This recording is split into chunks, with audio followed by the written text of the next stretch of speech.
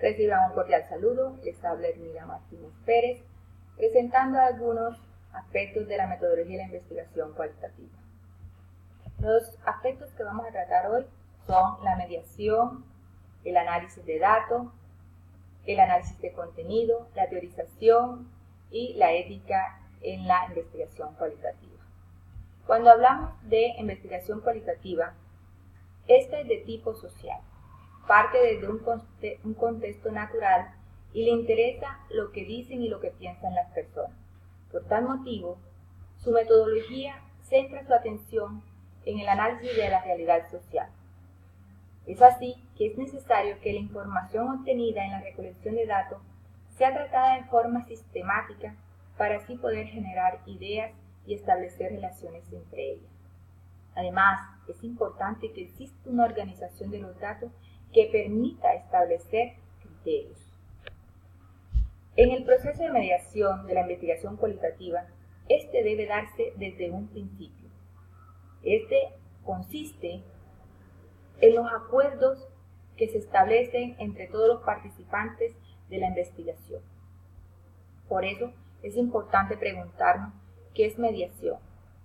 Mediación es un procedimiento confidencial que sirve para fomentar la franqueza y la apertura en el procedimiento. Esa confidencialidad garantiza a las partes que la información o datos obtenidos no tendrán ninguna consecuencia más allá del procedimiento de mediación. Es así que el proceso de mediación debe ser voluntario, sin imposiciones. Las partes deben estar de acuerdo en la posible solución a las controversias desde un inicio.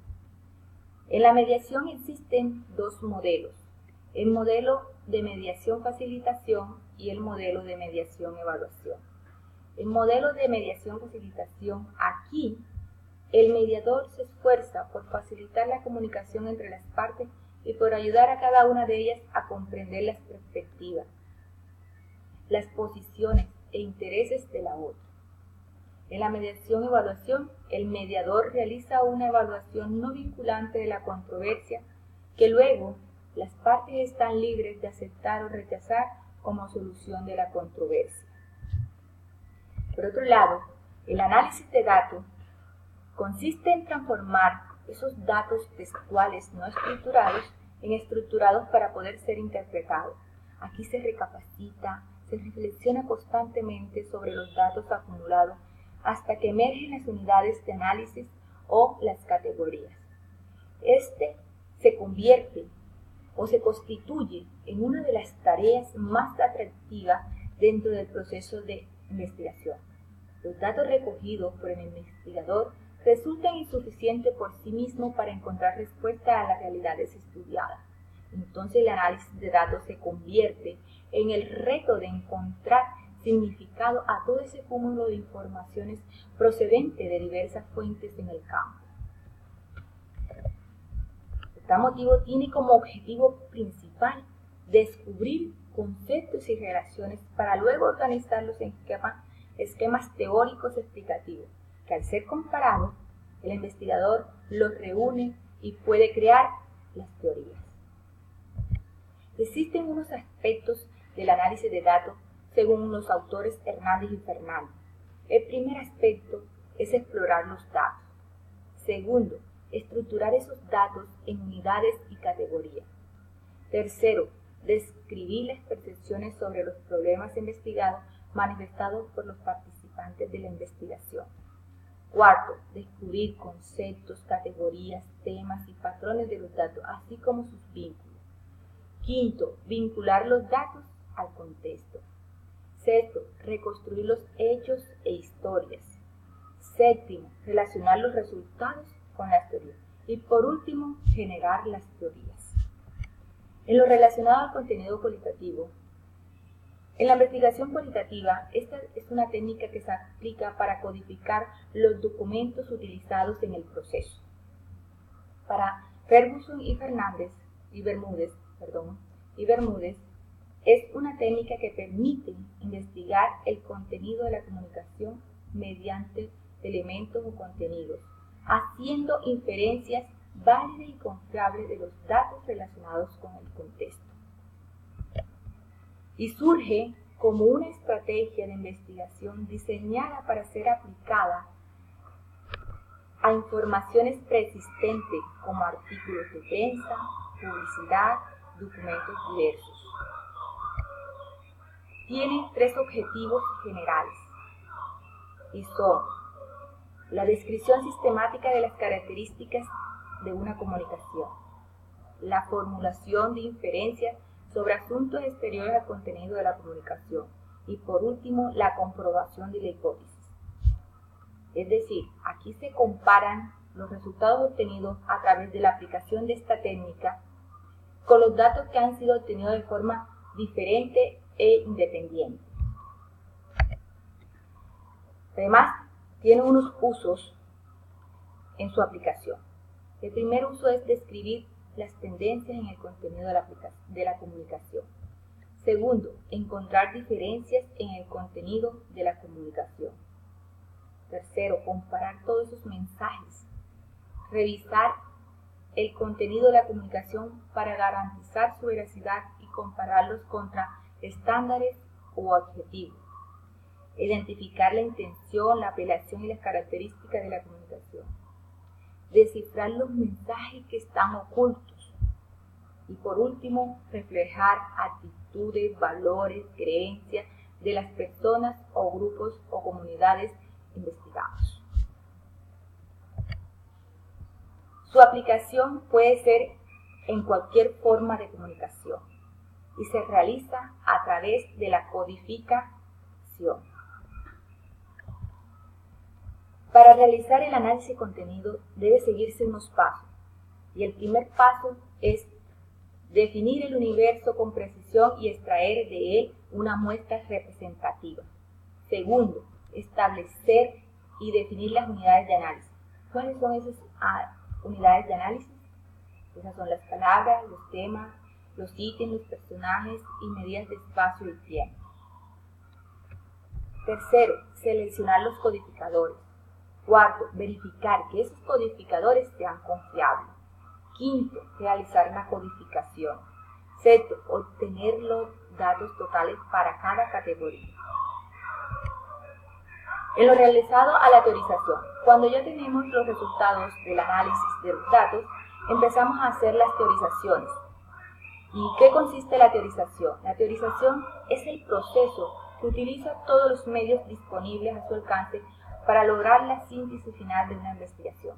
Aquí se trata de integrar en un todo coherente y lógico los resultados de la investigación en curso, teniendo en cuenta los aportes de los autores reseñados en el marco teórico referencial. Para Piñero y Rivera, la teorización es un proceso de construcción mental, una innovación que resulta del análisis de los datos obtenidos en el proceso investigativo. Para Martini consiste en percibir, comparar, contrastar, añadir, ordenar, establecer nexos y relaciones con el propósito de descubrir y manipular categorías y las relaciones entre ellas. Para crear una teoría existen unos recursos y el primer recurso es la utilización de las teorías existentes. El segundo es generar teorías originales. El segundo es el uso de las analogías, las metáforas y los modelos. Y por último, el diagrama de las estructuras emergentes. Pero así como existen unos recursos, también existen unas recomendaciones para crear estas teorías. Y la primera recomendación es que todas las teorías que se propongan deben abarcar la mayor parte del cuerpo de conocimiento y generalizaciones disponibles. Segundo, utilizar las representaciones que permitan de manera ilustrada apoyar los argumentos del discurso. Tercero, relacionar los resultados con aquellos estudios paralelos para explicar mejor lo que el estudio significa. Ahora, hablando de la legitimidad de la investigación y de las teorías.